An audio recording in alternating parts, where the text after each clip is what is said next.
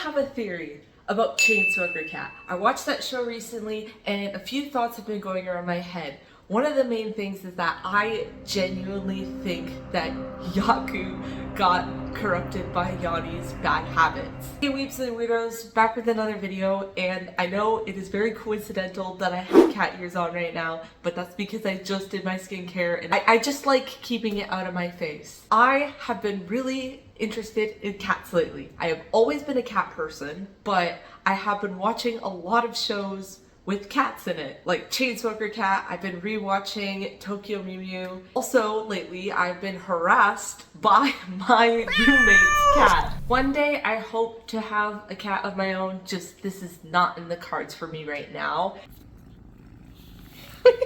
Stop. His name is Bread. And there's also the other two, because my other roommate also has a cat as well. Bread. You may also alternatively call him Loaf. For those of you who have watched Chainsmoker Cat, you already know that Yani has these very destructive behavioral patterns. She struggles to clean up after herself, she struggles to keep a job for long, and she has a chronic addiction to smoking. Literally every time that she says she's going to quit, she reaches for a cigarette automatically. Every time, it doesn't matter if she throws it away, it doesn't matter if she like, oh yeah, I'm gonna quit, reaches for a cigarette. Like, it becomes to the point that it is a subconscious action that she does. I've seen this happen time and time again with real smokers, and often one of the things that people recommend to help get over your addiction is to do something that follows the same pattern. That's why often you see some people who are like hardcore cigarette smokers downgrading to something else, like either it's vapes. I've seen some people use lollipops, just any action that has that repetition to it. Some people even describe the addiction to be not necessarily to the taste of the cigarette, but just the repeatable pattern itself. What I find crazy is that Yaku knows all of this about Yani and still finds her cool sometimes. She has known Yani for a very long period of time. We've seen this with the flashback sequence of them both going to school together.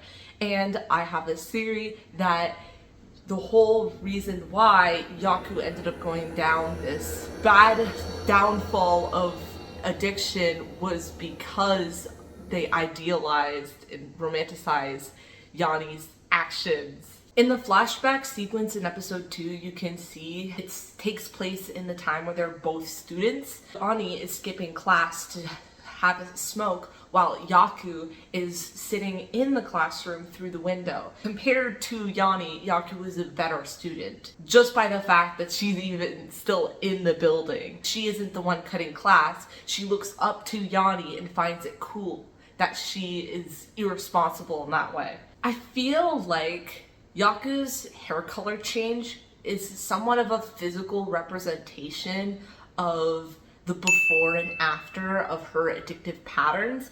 That is at least my ongoing theory so far. This is still a show that is ongoing. She was still in the classroom and not cutting class, and at a point where she was putting Yani at a pedestal, meaning that Yani was the person she wanted to become. And even as they grow into adulthood, she still continues to put Yani on this pedestal. We both seen Yani and Yaku's habits. Who would ever want to live that way? Especially since after Chainsmoker Cat has been released, not only has the rate in which people have been smoking has decreased, but also the fact that it is considered one of the animes that are very disliked in Japan. Like, there's so many people who have watched the show and says that they immediately end up deep cleaning their bedrooms because of how disgusting it feels. Japanese audiences are apparently not liking this new anime, Chainsmoker Cat. But why? A lot of real Japanese people live like this. Addiction, depression. I mean, Japan has one of the highest depression rates in the world. So you would think that audience would relate to the show, but they dislike it, and in my opinion, if we just ignore the weird fetishes for a moment, I really do love how this show handles addiction and I feel like it's a fairly realistic way in which it is depicted.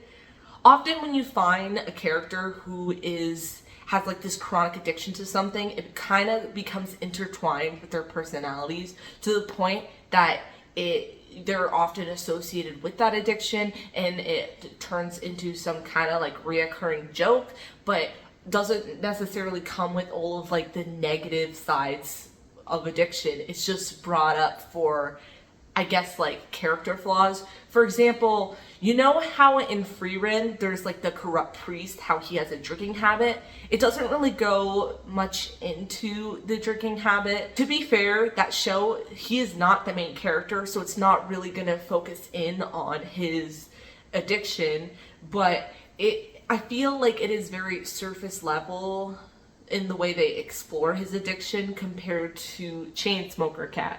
Even though in Chainsmoker Cat, there's a lot of like these comedic scenes in which Yani ends up doing these crazy things just to get another cigarette. Like, it is funny, right? But we can also all agree that it is unhealthy and like insane behavior. It is never glorified in a way. Yes, Yaku believes that Yani is like cool for being this person, like, and smoking cigarettes is cool and whatever, but the society in which Yani lives in, and even other people in her life, for example like her sister, look down on her because of her addiction. So it is obviously a bad thing, and the show wants you to know it's a bad thing. Yaku definitely ends up becoming like this hardcore like drug abuser because her addictions have gone so far into different types of ways to satisfy her addiction,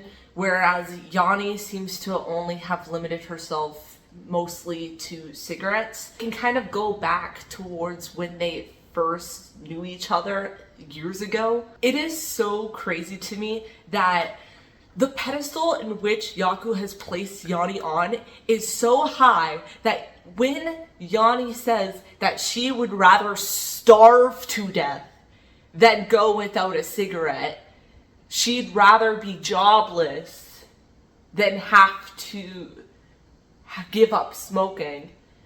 And then Yaku listens to her, and the first thing she thinks of is, wow, that is such a like cool thing to say, like that makes you look so cool.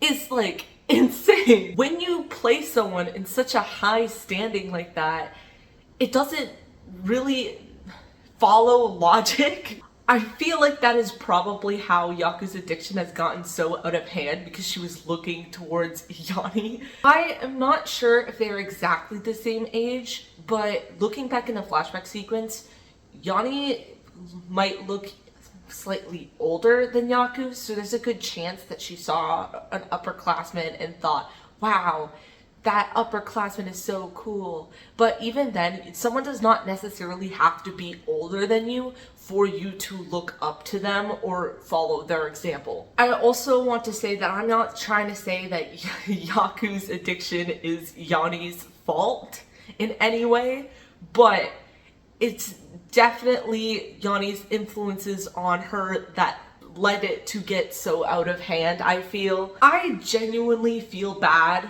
for both Yani and Neko, because they live in a society where they're kind of set up for failure already. If you look at the way that the human characters interact with the Beastfolk characters, it feels almost as if it is like supposed to represent discrimination or racism. I have seen some very funny scenes followed by blatant acts of racism by these side characters. They live in this society in which they feel either they get to be over-sexualized, fetishized by many people, or they end up being treated like they're the most disgusting people ever before even meeting them. I feel like Yani tends to fall into these stereotypes that are already placed on the cat girls in this society, whereas I feel like her sister, I think it's Imoko, ends up trying her best to blend into the human society, which is probably why she has such complicated feelings about her sister. Like, she definitely loves her sister, but she also feels embarrassed by her. I mean, it's kind of hard not to when you also look at her chronic addiction in its true way, in the way that it affects every aspect of her life. Yani literally creates her entire life around this addiction. She only gets a job to buy another cigarette. She only does things to buy another cigarette. Every action and decision she makes is based on whether or not she gets to smoke at the end of the day. Even the people that she chooses to spend her time with also share some form of addiction for the most part. Her and Yaku spend a lot of time together and they both have an addiction. The other cat girl with the really fluffy brown hair, she is obviously an alcoholic, and Yani often goes to her to drink with. Yani tends to surround herself with other people who enable her behavior.